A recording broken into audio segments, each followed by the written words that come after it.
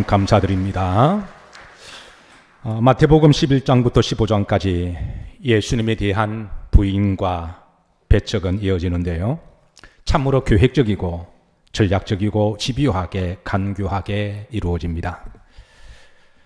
그들은 예수님에 대해서 각종 거짓말과 루머를 퍼뜨려서 음모론을 펼치는데요. 할 수만 있다면 예수님이 하신 모든 말 한마디 한마디까지라도 이제 저들은 논쟁의 테이블에 올리고 예수님이 하신 행동에 대해서 저들은 다 비판과 또 책망의 대상으로 삼습니다. 심지어 주님이 각종 기적을 베푸신 것까지도 그것은 귀신의 영을 빌려서 기적을 행하신 것이며, 이들은 각종 음모론을 확산시키면서 사람들을 선동을 시킵니다.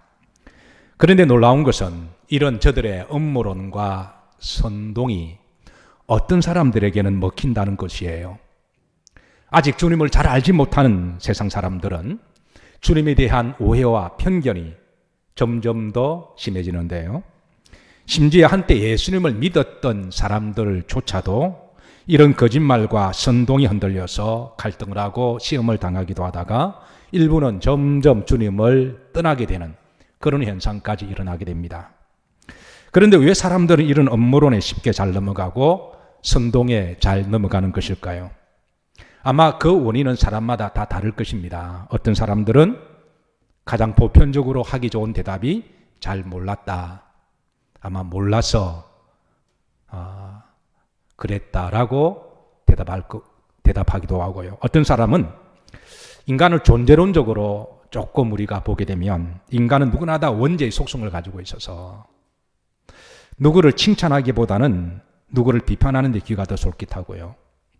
누구를 긍정적으로 말하기보다는 부정하는데 조금 마음이 동요가 되는 그런 원죄의 속성도 없다고 말하지 못할 것입니다.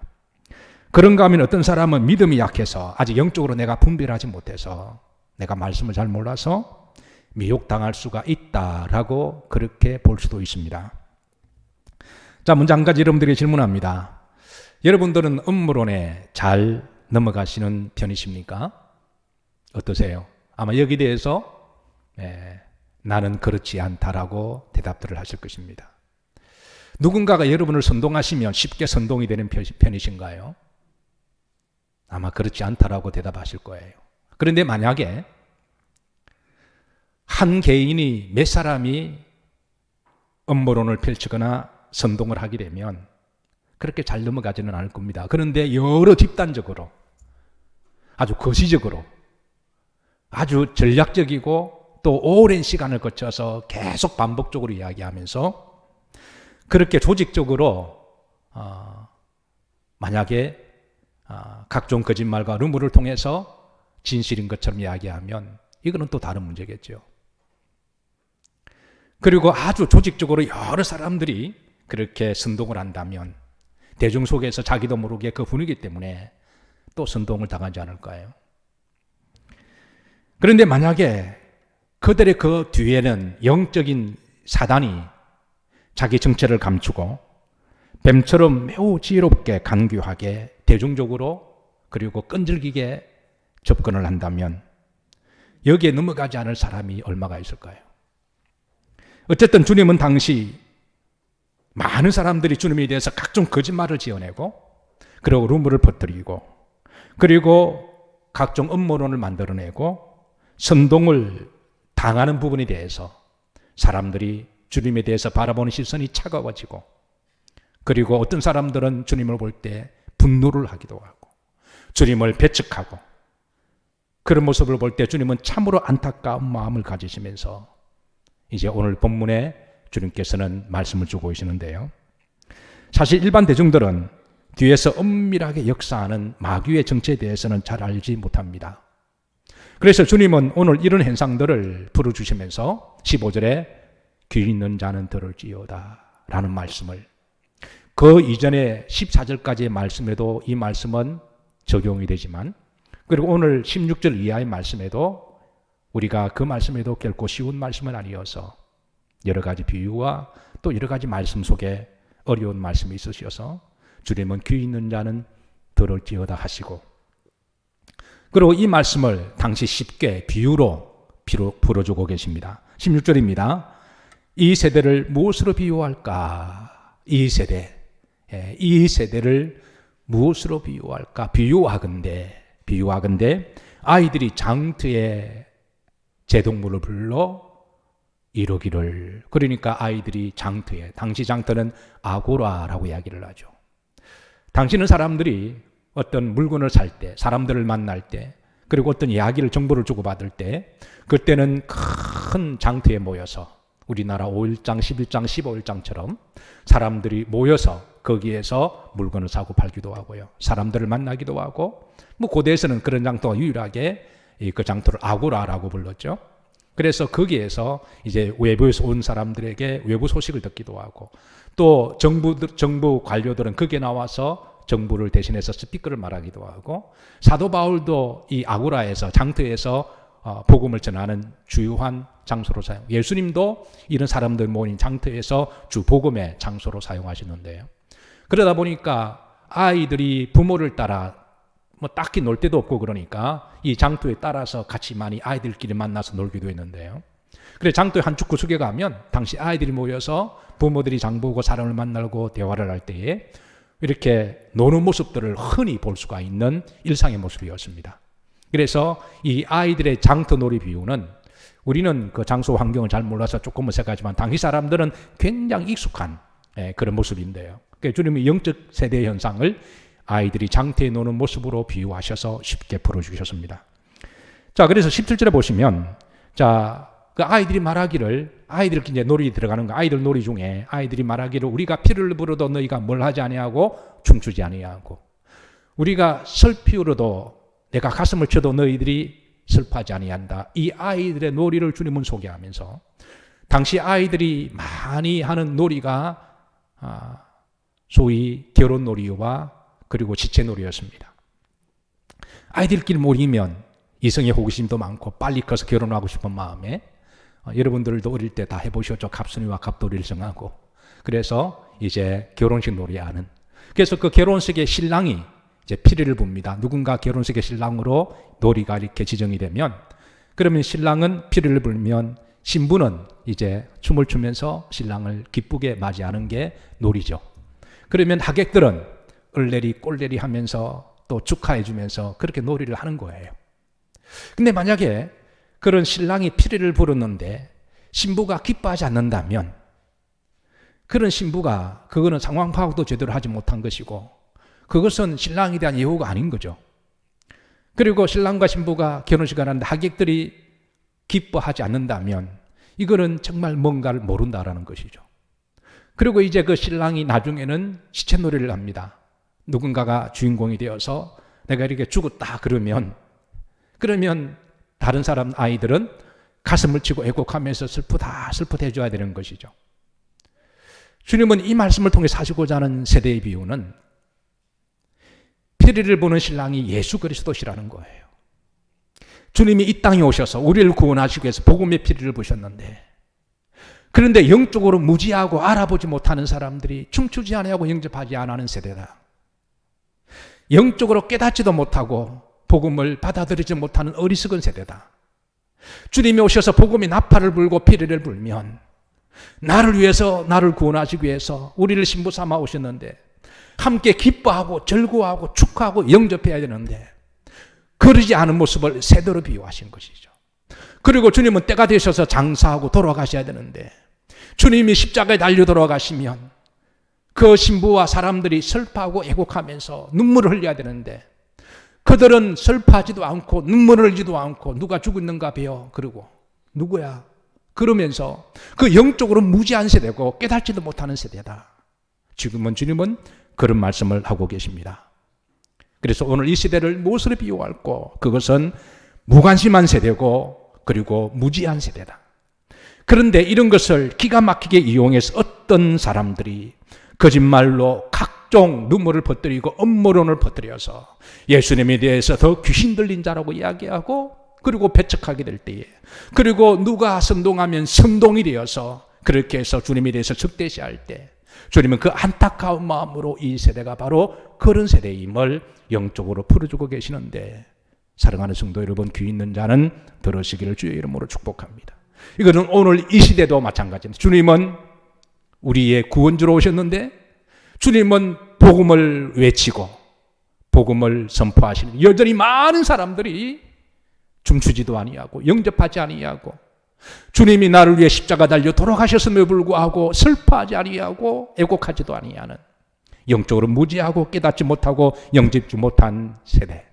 그리고 누군가가, 그게 무신론 사상이든 뭐든 간에 진화론 사상이든 어떤 누군가가 복음에 대해서, 예수님에 대해서 업무하고 선동할 때 거기에 대해서 함께 선동하고 교회에 대해서 분노를 가지고, 예수님에 대해서 분노를 가지는 세대는 바로 오늘 이 시대와 다를 바가 뭐가 있을까요?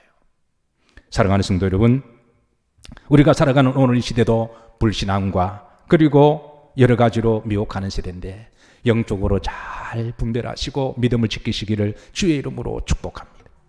자, 두 번째 18절에 이제 예수님을 부인하는 사람들이 등장해요. 자, 18절 다 같이 합독합니다. 요한이 와서 먹지도 않고 마시지도 아니하며 그들이 말하기를, 그들이라 그랬습니다. 복수죠. 근데 아직까지 정체에 대해서는 드러내놓고 있지 않습니다. 예수님을 의도적으로 부인하고 배척하고 거짓말로 업무하는 이 어떤 사람들을 그들로라고 그렇게 말씀해주고 있는데요. 이 그들은 이제 시간이 지나면서, 세월이 지나면서 점점 서서히 드러나고 있습니다. 마태복음 23장에 가면 이 그들이 주동자가 누구냐면 바로 바리새인들과 사두개파 사람들을 이야기를 해요. 예. 이 바리새인들은 예수님에 대해서 종교적인 목적을 가지고 주님을 배척하고요, 사두개인들은 정치적인 목적을 가지고 예수님을 업무합니다. 그런데 이 사두개인들이 이 바리새파 사람들, 이 영을 지배하는 이는 누구냐면 바로 마귀라고 하는 거예요. 자, 그래서 마태복음 23장 33절에 보시면 주님께서는 이렇게 풀이해 주십니다. 뱀들아, 독사에 못들아, 이런 욕 비슷한 것들은 여러분이 해주세요. 또 제가 잘못했다가 또 목사가 욕하더라 그러면 이것도 골치 아프니까, 자, 뱀들아, 독사에 누구더라? 저보고 하지 마시고 또 옆 사람 보지도 마시고. 그러면 이 바리새인과 사두개인들은 새끼라는 것이죠. 그러면 어미가 누구예요? 독사라는 거죠. 뱀이라는 거죠. 이 뱀과 독사는 주님은 짐승을 말하는 게 아니라 영적으로 마귀를 이야기하는 거죠. 그러니까 겉으로 볼 때는 이 음모론과 거짓말로 사람들을 선동하고 주님에 대해서 오해를 가지고 편견을 가지게 하는 이들은 겉으로는 바리새인들과 사두개파들이고, 여기에 선동된 많은 사람들도 책임이 없다고 말할 수는 없어요. 이들이 나중에 예수님을 십자가에 못 박아서서 그러잖아요. 그런데 이 바리새인과 사두개인들조차도 그 뒤에 엄밀하게 자신의 모습을 감추고 영을 지배하는 마귀의 역사라는 것이라는 것이죠. 자, 저들이 세례 요한에 대해서 말하기를 못 들렸다? 귀신 들렸다 그래요. 왜 세례 요한에 대해서 귀신 들렸다 그랬을까요? 그것은 예수님이 세례 요한의 증언이 참되다고 칭찬하셨고 존귀하게 여겨주셨기 때문에 그런 겁니다. 그러니까 예수님과 가까운 사람들, 예수님과 한패라고 생각하는 사람들, 예수님이 칭찬하는 사람들은 다 그냥 세상 말로 아작을 내는 거예요. 똑같은 한패다. 그리고 세례 요한이 귀신 들렸다. 그런데 이 세례 요한에 대해서 이런 말은 세례 요한이 인격적으로 모독하는 것이고 외모를 비하하는 것이고 그리고 영적으로 저주하는 것인데요. 이게 또 얼핏 보면 저들의 말에 일리가 있습니다. 왜냐하면 세례 요한은 마가복음 1장 줄에 보면 그가 주로 낙타트로 옷을 입고 다녔거든요. 아름답고 부드럽고 좋은 옷이 아닙니다. 광야의 사이 가다 보면 낙타트로 옷은 거칠고 뻣뻣하고 이 바람과 모래바람을 맞으면 옷이 거의 누더기처럼 바뀝니다. 그리고 얼굴도 광야에 살다 보면 새카맣게 되겠죠. 메뚜기가 습청을 먹었습니다. 그러다가 자주 금식을 했습니다. 당시 금식을 하면 머리도 자르지 아니하고 수염도 깎지 않아요.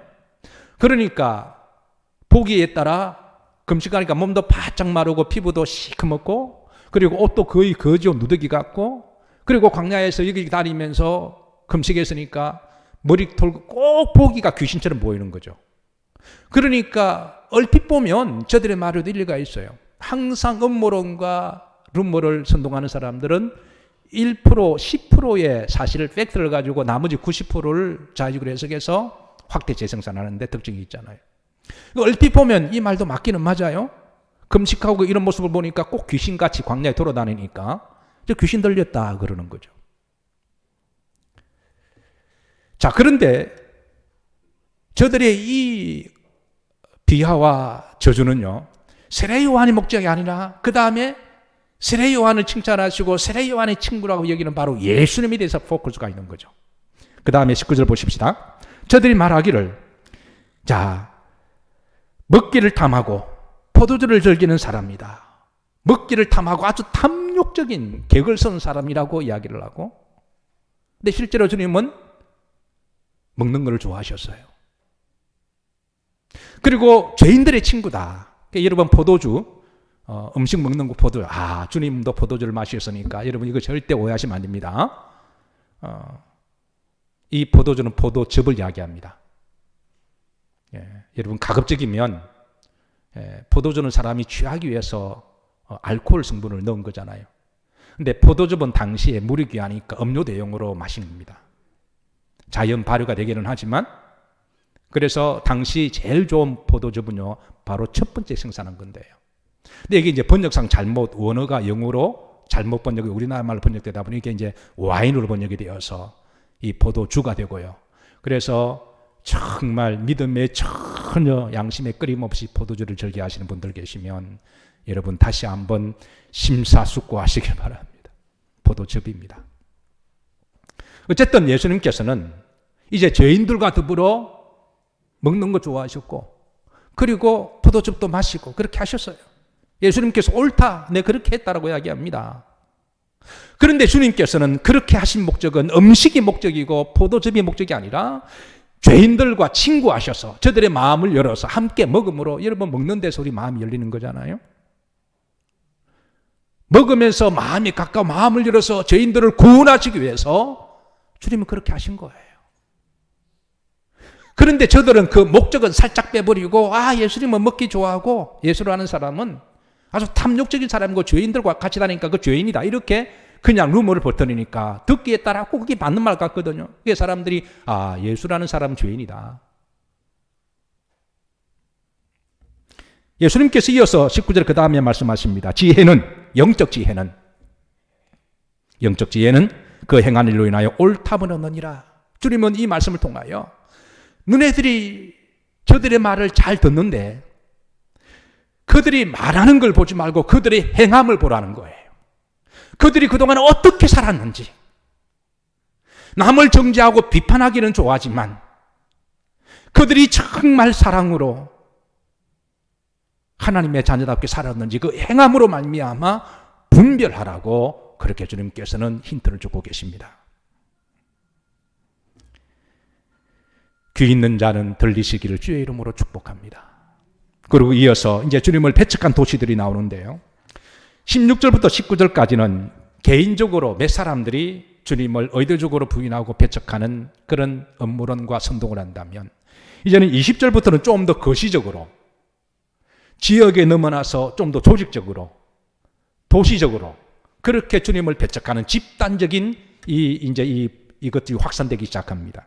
그래서 20절 이하를 보면, 자, 여기서 이제 고라시나 베세다야 가브나움아, 이게 세 도시를 언급하면서 너희 이 도시들이, 도시 전체가 집단적으로 예수님을 부인하고 배척하는 부분에 대해서 지금 말씀을 해주고 있는데요.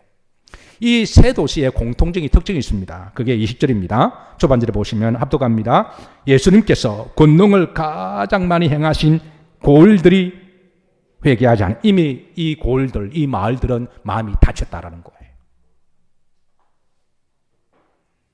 지도를 한번 보십시다. 우선 지도 보시면 이 세 도시는 갈릴리 호수의 북쪽에 있는 도시들인데요.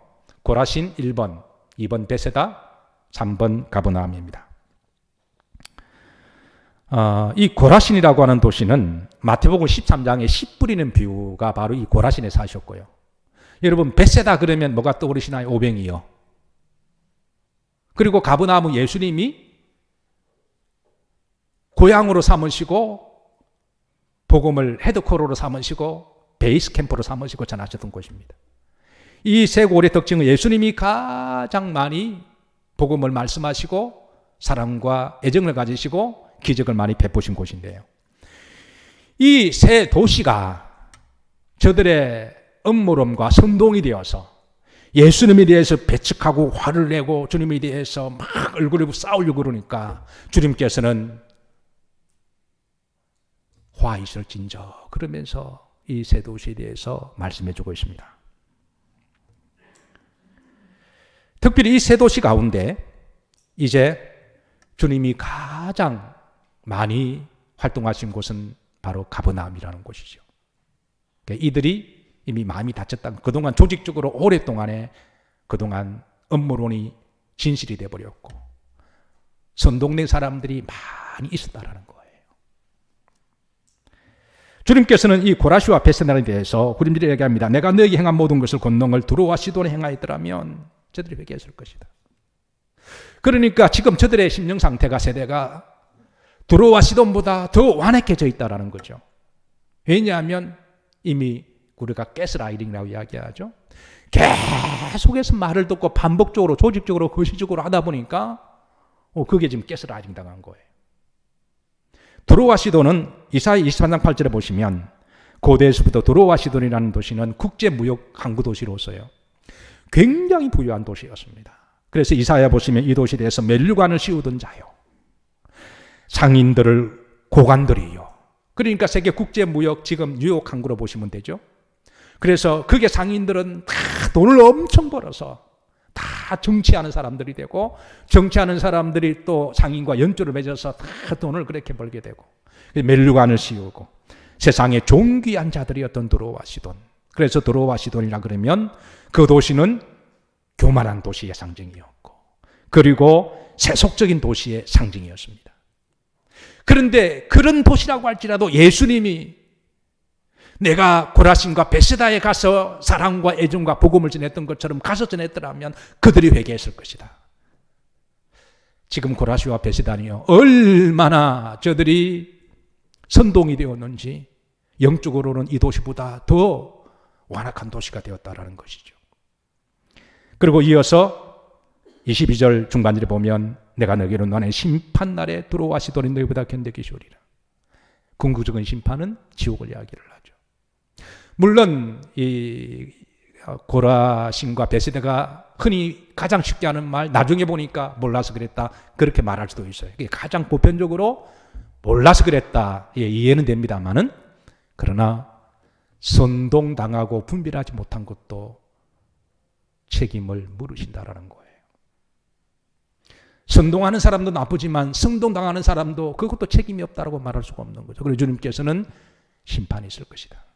사랑하는 성도 여러분, 그래서 우리가 말씀으로 시대를 잘 분별하고 성령으로 깨어 있으셔서 좌우로 흔들리지 마시고 믿음으로 시대를 잘 분별하셔서 성도의 신앙을 끝까지 잘 지켜나가시기를 주의 이름으로 축복합니다. 가브나움입니다. 가브나움아 내가 하늘까지 높아지겠느냐 음부까지 낮아리라. 이 가브나움도 같이 이렇게 선동이 되고요 음모론에 믿어서 이렇게 예수님을 배척하게 되는데요. 내가 너에게 행한 모든 권능을 어디에 행하였더라면 소돔에 행하였더라면. 여러분 소돔은 창세기 9장에 나오는 그 소돔과 고모라잖아요. 쾌락의 도시, 세속의 도시, 우상의 도시. 그런데 지금 가버나움은 영적으로는 소돔보다 지금 더 갈 때까지 갔다라는 것을 주님은 말씀하고 있습니다. 마가복음에 보시면 오늘 본문을 상을 조금 더 주의를 해주고 있는데요. 마가복음 6장 1절입니다. 예수님께서 거기를 마사 떠나사. 거기는 가버나움을 이야기합니다. 예수님의 제2고향을 가버나움이라고 그러셨거든요. 첫 번째 고향은 태어난 나사렛이고요. 제2의 고향은 가버나움입니다. 3절 후름절에 보시면 예수님을 뭐한지라? 배척한지라. 이 가버나움이라는 도시가 예수님이 기적도 많이 행하시고 애정을 가지시고 복음도 많이 말씀하시는데 그래서 예수님께서 복음을 풀어주시고 기적을 행하실 때는 그때는 나는 예수님이 좋아 나는 예수님 그렇게 하다가 그들로 인하여 음모론이 확산이 되고 선동이 되면서 사람들이 한순간에 얼굴이 싹 바뀌어서 냉정하게 되어서 예수님을 배척하고 예수님이 화를 내고 싸우려고 그러니까, 그러다 예수님 같이 싸우실 수 없잖아요. 욕한다고 같이 욕할 수 없지요. 그러니까 예수님이 안타까운 마음을 가지고 가버나움을 떠나시면서 저들이 나를 배척하는도다. 그러나 저들이 그 영적으로 이렇게 미혹당한 부분에 대해서는 안타까움을 말씀하십니다. 23절입니다. 후렴절에 내가 행한 모든 권능을 어디에 생각했더라면 소돔에 생각했더라면 저들이 회개하였을 것이다. 사실 한 시대를 영적으로 진단하고 분별하는 것이 쉽지 않습니다. 한 사회학자는 말하기를 오늘 이 시대는 산무시대라고 일가를 했죠. 무의미한 시대다. 무관심의 시대다. 무기력한 시대다. 그런데 주님께서는 마지막 세대를 노아와 같을 것이고 소돔과 같을 것임을 우리들에게 말씀하셨습니다. 누가복음 17장 26절 28절 보면 노아의 때와 같이, 롯의 때와 같이. 여러분, 노아의 시대는 불신앙의 시대잖아요. 그리고 폭력의 세대고 분노가 많은 세대였습니다. 소돔의 시대는 음란한 시대입니다. 쾌락의 시대였잖아요. 고모라 시대는 폐역의 시대고 세속의 시대였습니다. 그리고 오늘 이 시대는 정말 각종 거짓과 루머들이 확산되어지고 선동하는 세대에 살아가고 있습니다. 그런데 놀라운 것은 노아 세대에도 믿음을 잘 지키면서 분별하는 한 사람이 있었는데 그 사람이 누굴까요? 노아입니다. 소돔과 고모라 세대에도 많은 사람들은 불나방이 불 속에 뛰어든 것처럼, 심지어 아브라함의 조카 롯도 거기가 인생에 성공하는 곳이라 보여서 그곳으로 기어들어가고 그랬잖아요. 그런데 그런 세대에도 끝까지 믿음을 지키면서 순결한 신부처럼 믿음과 말씀으로 살았던 대표적인 한 사람이 누군가요? 아브라함이죠. 주님은 마지막 시대에 비록 미혹하는 일들이 많이 있겠지만, 거짓과 음란과 세속의 시대가 되겠지만, 그러나 그 가운데 끝까지 믿음을 지키며 남아있는 자들이 있을 것임을 우리에게 말씀하십니다. 그리고 그 남은 자가 되기를 우리들에게 요청을 하십니다.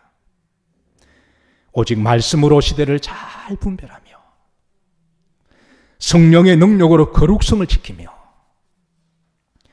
믿음으로 세상을 이기며 주님의 마음을 헤아려서 주님이 주신 사명을 잊지 않고 믿음으로 살아가는 사람, 어디 그런 사람 없는지 주님은 찾는 시대에, 바로 오늘 이 시대에 여러 성도님들이 되시기를, 여러분들이 되시기를, 저가 되시기를 기도하고 축복합니다.